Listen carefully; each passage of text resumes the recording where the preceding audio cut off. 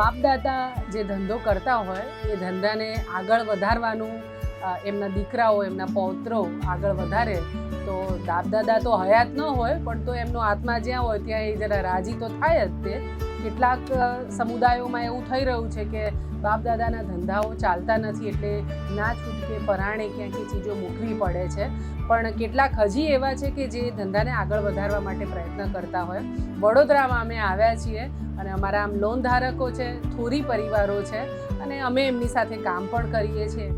એમના જીવનમાં સુખ ઉદ્ભવે અથવા સુખ વધારે એમને મળે એ માટે જે પણ થઈ શકે એ રીતે નિમિત્ત બનવાનું કામ.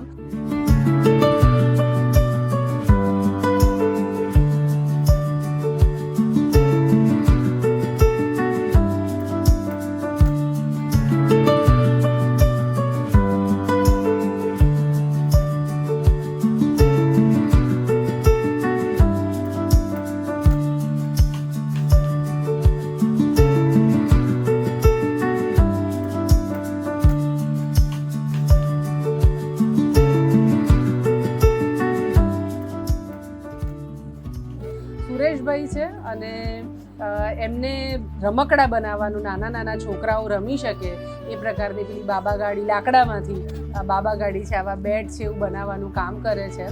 તો સુરેશભાઈ પાસેથી જ સમજીએ આખી એમનો આ વ્યવસાય વિશે અને અમારી લોન લીધી એનાથી એમને શું બેનિફિટ થયો એના વિશે. સુરેશભાઈ, આ કેટલા વર્ષથી તમે કરો એમ? બચપનથી કરું. નાનપણથી. અને શું શું બનાવો આમાં અલગ અલગ? લાકડાની કોઈ બી આઈટમ હોય, સમજો કે બાબા ગાડી છે, બેટ છે, ટેબલો છે, પાર્ટી, બેસવાની પાર્ટી. બરાબર. અને બનાવીને વેચવા ક્યાં જાઓ? મેળામાં બી જઈએ છે. અચ્છા. દુકાનોમાં બી આપીએ છીએ. અચ્છા. મેગ્નેટ બાકી. હા, ટ્રક જેવું થાય. આ ટ્રક થઈ. ઓનલાઈન વાળા. અચ્છા. તમે ઓનલાઈન તમે પોતે કરી શકો? ના આવડે પણ જો તમને શીખવાડે તો તમે કરો. આપણી એક સંસ્થા છે એની સાથે આપણે પ્રયત્નો કરી રહ્યા છીએ કે જે આવા, કેમ કે આ બધું ઓનલાઈન બહુ જ વેચાય આ રીતે, તો એમાં તમને શીખવાડશું, આખું ટ્રેન કરી અમે. અને જો તમે કરો ને તો આવક બમણી 3 ગણી થઈ જતી. એટલે તમે ભણ્યા કેટલું પહેલાં? સોરી, હું ત્રીજી સુધી જ ભણ્યો. ઓહો, એટલે વધારે ભણવાનું નથી. આર્થિક તો પરિસ્થિતિ પછી થોડી તમે બીજું કામ કરવાનું, નોકરી વોકરીના પસંદ કરીને આ? આ મારું બાપ દાદાનું કામ છે. અચ્છા. એટલા માટે. લાકડામાંથી રમકડાઓ બનાવવાની.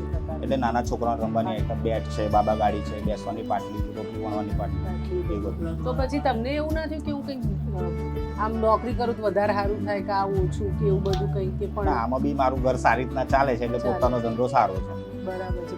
કોકના હાથ નીચે કામ કરવું એના? ના, એ બી અમુક ટાઈમ મળે છે એવું નાનું મોટું તો કરી લઈએ છીએ બહાર બી. અચ્છા. બાકી તો આ ઘરનું તો છે જ આપણે. બરાબર. એટલે આ વેબસાઇટ આગળ વધારવા માટે. બરાબર છે.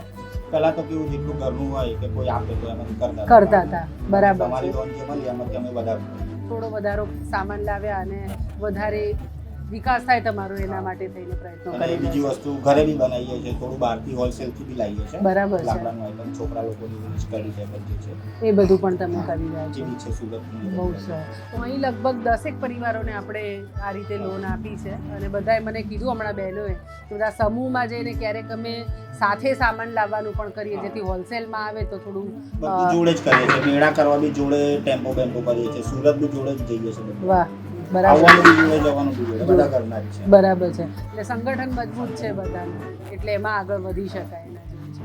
લગભગ 4 મહિનાથી આમાં 4 થી 5 મહિના થઈ. આપણે લાસ્ટ ટાઈમ જ્યારે મિટિંગ થઈ ત્યારથી એમનો પરિચય ભીમાભાઈ દ્વારા થયો.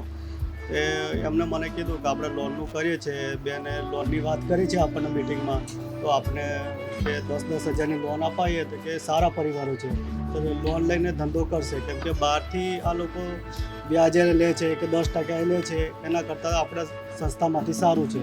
તો કીધું કંઈ નહીં, આપણે એક દિવસ જઈએ ને ફોર્મ ભરીને કરી દઈશું લોન. એમ કરીને ચાલુ કર્યું. અત્યારે એમના 10 અરજદાર છે. 10 એક દિવસમાં પૈસા આવી જાય છે ભેગા જ, અને રેગ્યુલર હપ્તા આવે એટલે છે. આમ 10 ભેગા થાય એટલે 1 લાખ રૂપિયાનો સામાન એક સાથે આવી જે જાય. લાવી શકે, એટલે એના કારણે સરસ ચાલે છે. આગળ વધારે ધંધો વધારીશું. હજી વધારે કરવાની મોટી ભાવના છે. સૌથી અગત્યનું છે આ પરિવારોનો વ્યવહાર બહુ સરસ છે. લોનની રકમ ભરવાની તારીખ કીધી હોય, પરિવારો તારીખ ચૂકતા નથી. એટલે અમે એમના ખુશીમાં અને એ લોકો આગળ વધે એમાં નિમિત્ત બનવું પણ અમને ગમે જ. તો આગળ એક ખૂબ સુખી થાય એવી શુભભાવનાની સાથે સાથે BSSM અને ડૉક્ટર કે આર શ્રોફ ફાઉન્ડેશન એ સતત એમની સાથે રહેશે એની અમે ખાતરી પણ આપીએ છીએ. તમે આટલું સરસ કરી રહ્યા છો, પણ ખૂબ કમાઓ, ખૂબ આગળ વધો, બાળકોને ખૂબ ભણાવો એવું છે.